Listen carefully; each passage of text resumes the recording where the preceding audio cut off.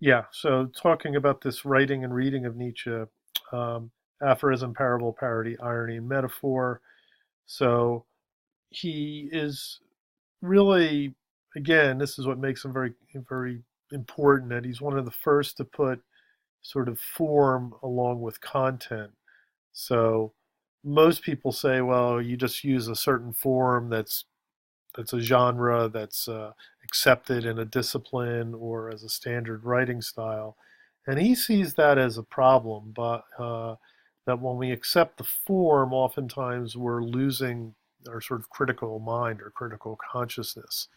So he famously said that you know grammar is God, right? That people treat grammar as a type of God, and uh, and so he's trying to operate against that. He's trying, and the idea of grammar is God, right?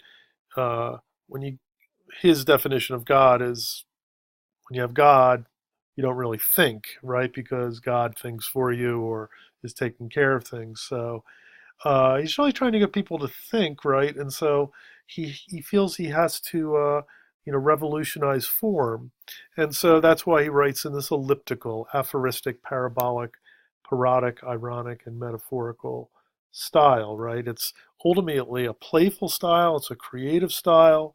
It's an anarchistic style. It's trying to get us to think, not so much know, right? To think about things in a different way. So if you want to think about things in a different way, Nietzsche says you got to change the form. Some of his conceptual aphorisms he's going to work with, really shrinking down ideas to a phrase or a word, right?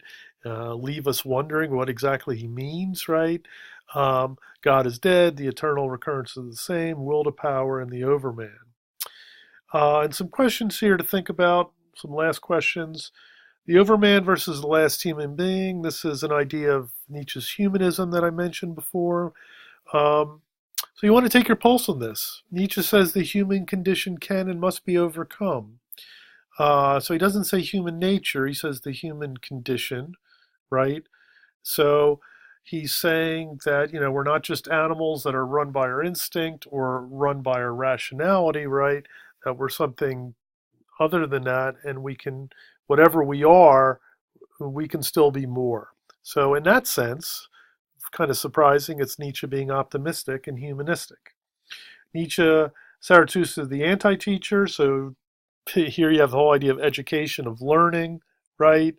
So, keep that in mind. And finally, the humanism thing, which I already mentioned. Okay, in the next podcast, I'll go to some close readings of the text just to get us started.